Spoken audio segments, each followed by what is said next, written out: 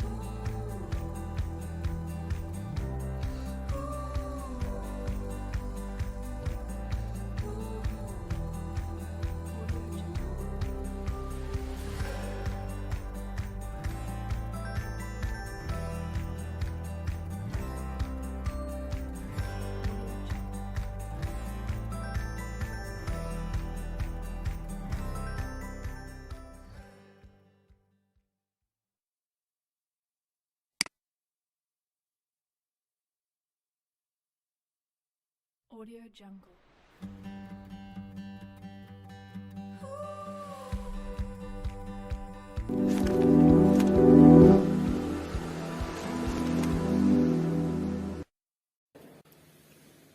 Assalamualaikum warahmatullahi wabarakatuh.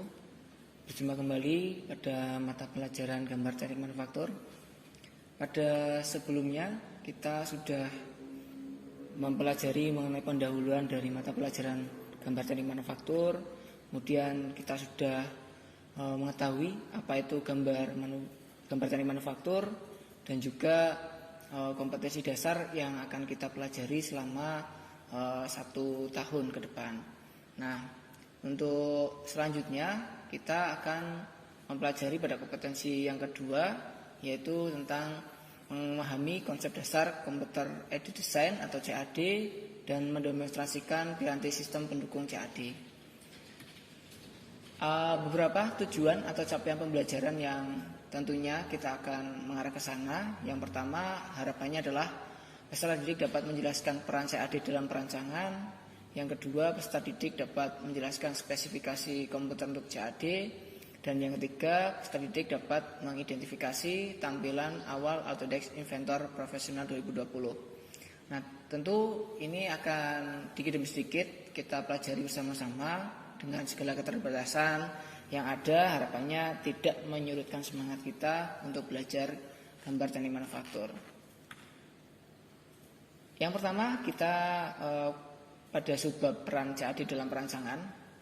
Dari gambar yang ada ini bisa kita lihat bahwa sebelum adanya komputer untuk menggambar suatu komponen ataupun part-part bagian dari mesin atau yang lain, itu menggunakan peralatan manual.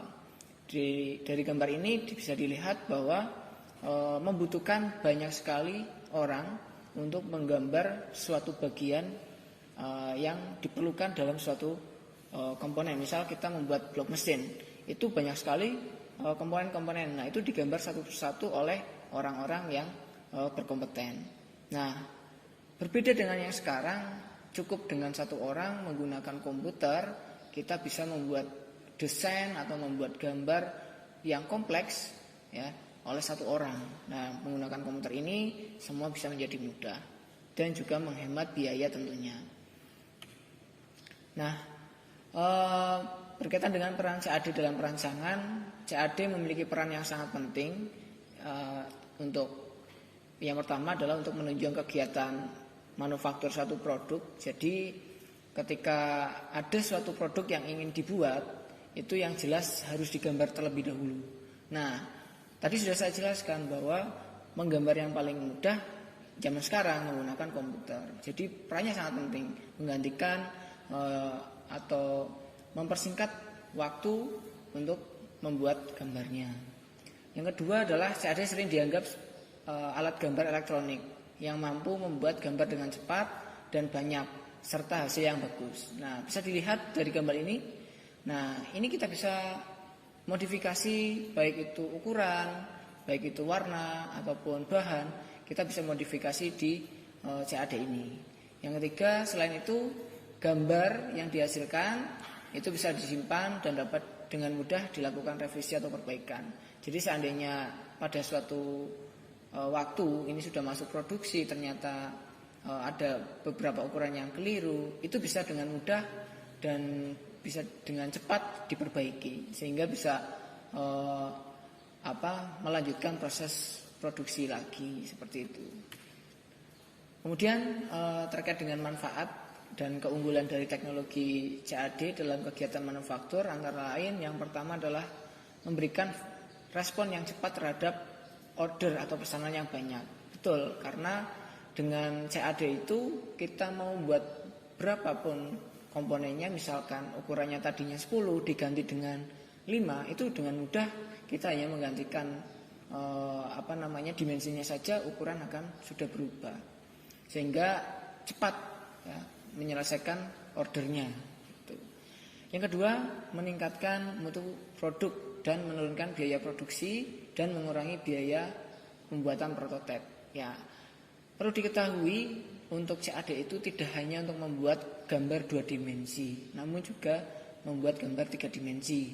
Sehingga dari gambar 3 dimensi itu kita bisa membuat suatu prototipe yang berbentuk maya. Artinya tidak bentuk real di dunia ya, katakanlah yang tadinya dibuat dulu dalam ukuran yang kecil, dibubuh, di fresh. Namun menggunakan CAD ini bisa membuat prototipe ya secara langsung, menyatukan satu komponen dengan komponen yang lain sehingga bisa mengurangi biaya pembuatan prototipe itu. Yang ketiga, manfaatnya adalah dapat dimanfaatkan pada multi bidang. Nah, antara lain ada pemesinan, otomotif, bangunan, arsitek, elektronika, dan lain sebagainya.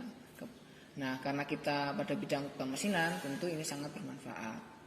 Kemudian yang keempat adalah efisiensi waktu pembuatan rancang produk. Sangat efektif dalam membuat rancangan produk, meningkatkan kualitas produk, serta mampu menyesuaikan terhadap perubahan kondisi. Yang tadi sudah saya sampaikan ya, bahwa dengan menggunakan CAD ini, pekerjaan yang tadinya memerlukan 10 orang itu bisa dikerjakan oleh 1 orang saja. Kemudian yang kelima, keunggulannya adalah software CAD yang digunakan menggantikan instrumen gambar ya, antara lain meja gambar, penggaris, mal huruf, dan sebagainya, serta dapat meningkatkan produktivitas gambar rancang sesuai dengan standar yang berlaku. Nah, tentu karena kita menggunakan komputer, jelas kita tidak membutuhkan meja gambar, tidak perlu menggunakan penggaris, dan juga tidak perlu menggunakan mal huruf. Semuanya sudah ada. Yang kedua, subbab yang kedua tentang spesifikasi komputer untuk CAD. Banyak sekali yang bertanya mungkin terus gambarnya di mana? Ya, gambarnya adalah di komputer. Ya.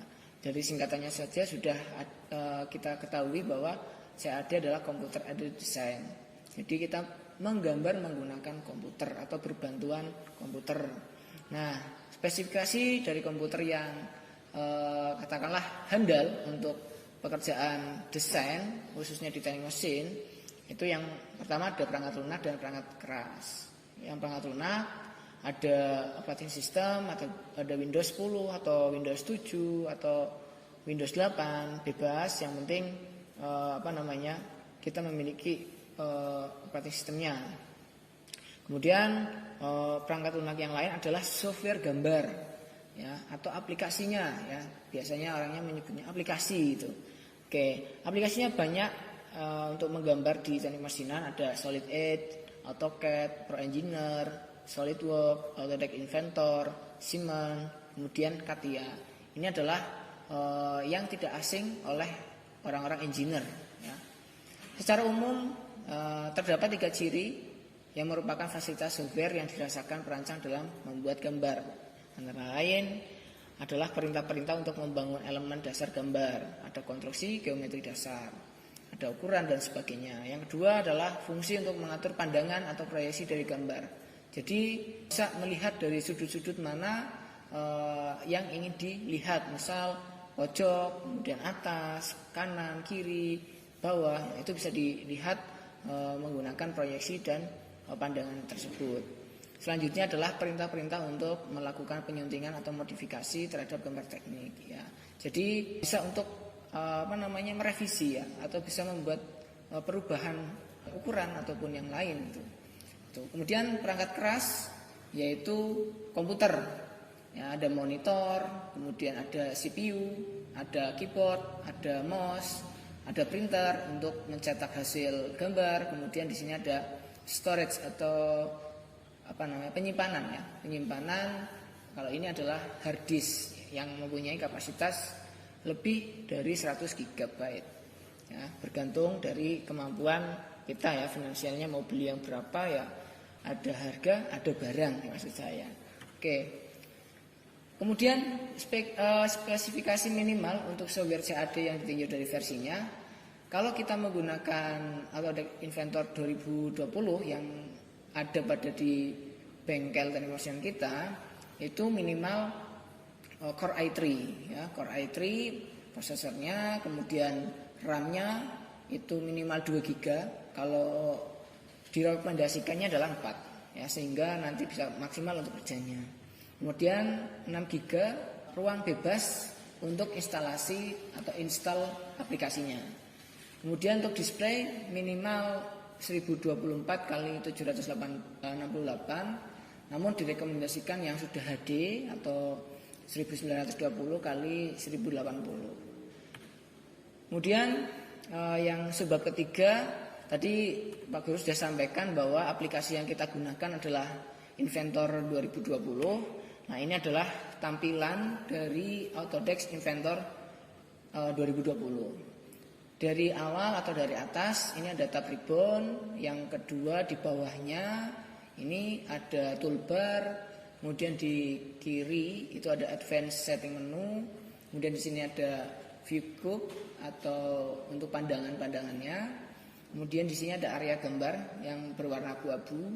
Kemudian di sini ada koordinat dan di sini ada status bar. Status bar ini bisa lebih dari satu ya, sesuai dengan lembar kerja yang kita gunakan. Mungkin itu saja berkaitan dengan materi hari ini. Silakan bisa mempelajari melalui sumber-sumber belajar yang lain sehingga bisa menambah ilmu pengetahuan dari kalian semua. Terima kasih, sampai jumpa di pembelajaran selanjutnya.